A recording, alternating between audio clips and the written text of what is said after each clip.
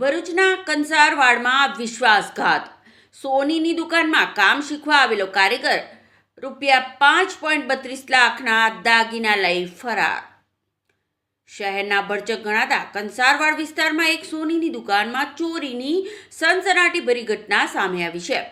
પોતાને ત્યાં ઘડામણનું કામ શીખવા માટે રાખેલા કારીગરે જ માલિકનો વિશ્વાસ તોડી લાખોની કિંમતના સોનાના દાગીના પર હાથ સાફ કર્યો છે. સમગ્ર મામલે એ ડિવિઝન પોલીસે સીસીટીવી ફૂટેજના આધારે તપાસના ચક્રો ગતિમાન કર્યા છે. મળતી વિગતો અનુસાર ભરૂચના કંસારવાડમાં આવેલી એક સોનીની દુકાનમાં થોડા સમય પહેલા જ એક શખ્સ સોનાના દાગીના પર ઘડામણનું કામ શીખવા માટે કારીગર તરીકે જોડાયો હતો. ગત રોજ જ્યારે દુકાન માલિક કોઈ અંગત કામ અર્થે દુકાન કારીગરના ભરોસે મૂકી બહાર ગયા હતા, ત્યારે આ તકનો લાભ ઉઠાવી કારીગરે પોતાની અસલી મથરાવટી બતાવી. દુકાનમાં માલિકની ગેરહાજરી જોતા જ કારીગરે ખાનામાં રાખેલા અંદાજિત ₹5.32 લાખની કિંમતના સોનાના દાગીનાની ચોરી કરી હતી અને જોતજોતામાં દુકાનમાંથી રફુચક્કર થઈ ગયો હતો.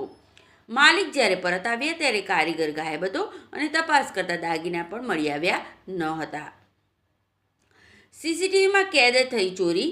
દુકાન માલિકે તરત જ દુકાનમાં લાગેલા સીસીટીવી કેમેરા ચેક કર્યા હતા, જેમાં આ શખ્સ દાગીનાની ચોરી કરતો સ્પષ્ટપણે કેદ થયો હતો.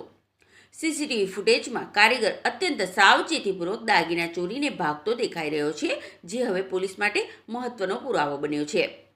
આ ઘટના અંગે દુકાન માલિકે તાત્કાલિક ભરૂચ એ ડિવિઝન પોલીસ મથકે ફરિયાદ નોંધાવી છે. પોલીસે ₹5.32 લાખની ચોરીનો ગુનો નોંધીને ફરાર કારીગરને પકડવા માટે અલગ અલગ ટીમો બનાવી છે.